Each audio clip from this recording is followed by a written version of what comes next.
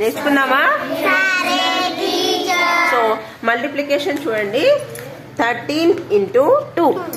మనం ఇప్పుడు 13ని 2 తోని మల్టిప్లై చేయాలి. సో నార్మల్ గా మనము ఫస్ట్ 1's ప్లేస్ చేసుకుంటాం, తర్వాత 10's ప్లేస్ చేసుకుంటాం. ఇది అందరికి మీకు తెలుసు కదా. సో ఇప్పుడు ఇది ఈజీ ట్రిక్ గా మనము ఈజీగా ఇంట్రెస్టింగ్ గా ఎలా నేర్చుకుందామో ఇలా చూద్దాం.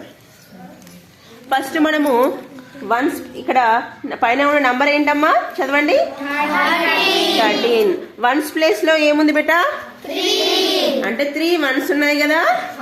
సో 3 1's ని నేను ఇలా పెడుతున్నాను చూడండి, 2 3. 3 1's అయిపోయినాయా? ఎస్. నెక్స్ట్ 10's ప్లేస్ లో ఎంత ఉంది? అంటే ఎంత? 1 10 ఉన్నట్టు కదా. సో 1 10 ఇలా పెట్టారు. ఓకేనా? ఇప్పుడు ఈ 13ని మనము 2 తోని మల్టిప్లై చేయాలి కాబట్టి దీని ఇలా 2 times ఇలా మల్టిప్లై చేయడానికి ఇలా పెట్టుకుందాం, 2 times. ఓకే, ఇలా తర్వాత మనము ఇప్పుడు ఇవి కానీ ఈ స్టిక్స్ కానీ ఇవి ఎక్కడైతే కలిసినాయో వాటిని మీటింగ్ పాయింట్స్ అంటాము. సో ఈ మీటింగ్ పాయింట్స్ ఎన్నైతే ఉన్నాయో వాటిని కౌంట్ చేసి ఇక్కడ రాద్దాం. ఓకేనా? సో నేను మీటింగ్ పాయింట్స్ మీకు తెలవడానికి ఇక్కడ చిన్నగా గింజలు పెడుతున్నాను చూడండి.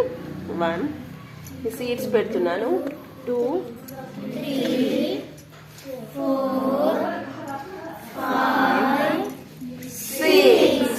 Okay, how many meeting points are here? 6 meeting points. Now we have to write here 6. Okay na? Next అలాగే 10's ప్లేస్ లో కూడా మీటింగ్ పాయింట్స్ ఉన్నాయా? సో అక్కడ మనము ఇక్కడ సీట్స్ పెట్టేద్దాము. 1 2. ఇప్పుడు 10's ప్లేస్ లో ఎన్ని మీటింగ్ పాయింట్స్ వచ్చాయి? 2. Now we have to write here 2. So మనం ఇలా మల్టిప్లికేషన్ చేస్తే మనకి ఇక్కడ ఎంత వచ్చింది? 26. సో ఇది కరెక్టా కాదా చెక్ చేసుకుందామా ఒకసారి. మనం ఇంతకు ముందు నార్మల్ మెథడ్ చేసే వాళ్ళం కదా, అది చేసి మనం ఇది చెక్ చేసుకుందాం. ఓకేనా? సో నార్మల్ గా మనం ఇలా చేస్తాం కదా multiplication, 2 3s 6, 2 1s 2. Both answers are same or not? Same. Yes. అందరికి ఈజీగా అర్థమైందా?